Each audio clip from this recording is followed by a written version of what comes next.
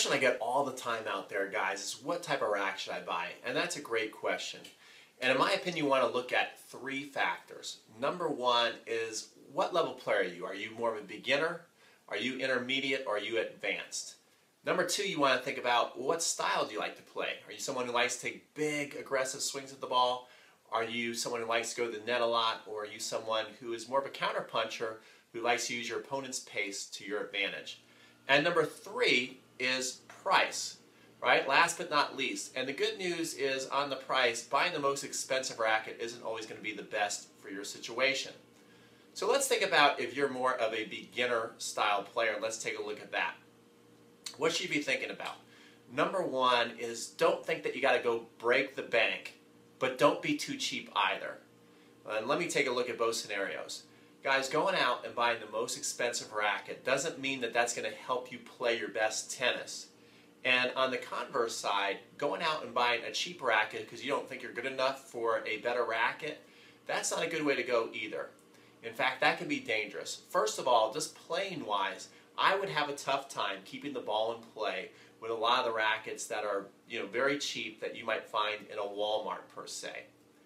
And the other thing about it, as you can see here, I'm showing you the material the racket is made out of and the craftsmanship, and you can see kind of the way it's put together that it's, just the quality just isn't there, and it's got almost like a plasticky aluminum type feel to it. And what happens is that gives you a lot of vibration when you're hitting the ball. And that vibration can be very dangerous, get you a wrist injury, or even worse, tennis elbow. And I've had people who've had tennis elbows so bad that they cannot even pick up a gallon of milk. So you really want to be careful about that.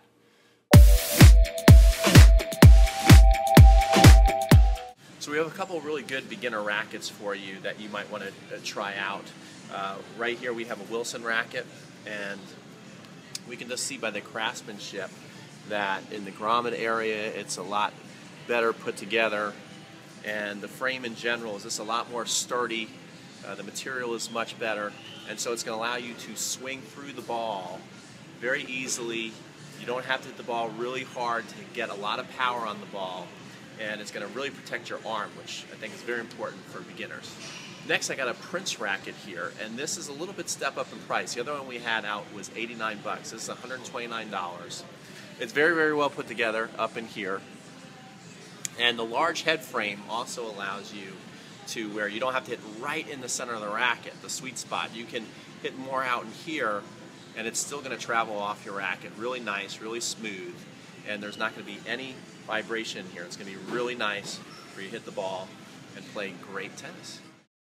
Now you can see here the difference is this racket is more for a beginner or somebody who does not generate a lot of power on their own and they're looking for extra help. And right here, this is more of a player's racket. The frame is much thinner, as you can see. The head size is much smaller, and if you hold the racket, it's a lot heavier. So you're going to have to generate a lot more of your own pace through racket head speed and amazing timing and superior technique. So if you're an intermediate player out there, the first question I would ask yourself is, why are you an intermediate player and not an advanced level player? And I don't say this to be a wise guy. It's my experience that when it comes to pure ball striking capabilities, there's two main reasons why people fall into that intermediate category and are not at the advanced level at their club. And the first one is A, they have a lot of power but they lack control. And B is maybe they're very consistent, but they don't have that knockout punch. So you want to figure out which category you fall into. Now let's say you lack the power. You lack that knockout punch. One thing you don't want to look at is a racket like Roger Federer plays with, or Rafael Nadal, or Serena Williams. Now this may seem counterintuitive because they hit the ball so hard that you may think that that would be exactly the racket you want. But when you look deeper into the way they hit the ball, they use what are called players' frames. And these players' frames, they usually require three things that you're going to need to have to really make them work for you. Number one is you got to be able to generate a lot of racket head speed into the ball. Number two is you have to have incredible timing to maximize that shot. And number 3 is your technique has to be superb. So if you're not quite at that level as far as the technique that they're using to hit the ball, these rackets are not going to help you. So what is the kind of racket you do want to look at? Well, let's take a look at this racket right here. This is what I would call a mid-range racket. And you can see that when you compare it to the other rackets, it's not quite as thick. It's a little thinner. The head size is a little smaller, but yet it would be bigger than when we start looking at the players' frames. So if you're looking at this racket right here is going to give you a little more pep into the ball than if you were to use a player's frame. But if you were to go down another level and maybe go into what I would consider a beginner style player use, or someone who really lacks power, that would probably be too much of a trampoline effect and you might be inconsistent. So this is a great racket for that intermediate level player. Now, you may be an intermediate level player, but you've got almost too much power. And it's hard to believe sometimes. You're like, well, how can you have too much power? But I see a lot of players out there that they typically will buy the most expensive racket, and those more expensive rackets, lots of times, they do tend to have a thicker frame and a bigger head size. And so if you're out there and you're like, well, I've got that and I've got a lot of power, you may be in a frame that's got too much power for you and you're not keeping enough balls in play. You may love the winners you get out of it, but let's face it, most matches are not won by the amount of winners you hit, but by the amount of balls you keep in play. So if you're out there listening to this and this sounds like you may want to step down to a frame that's a little thinner with a smaller head size, and that may be more rewarding for your style of play. Finally, let's look at the advanced level players.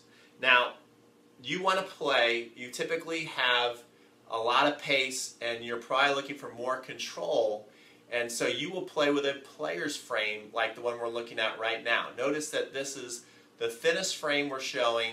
The head size, meaning that the string size, the pattern of the strings, it tends to be smaller string pattern and everything, which means you're going to have to hit more right in the middle of that frame to really get rewarded.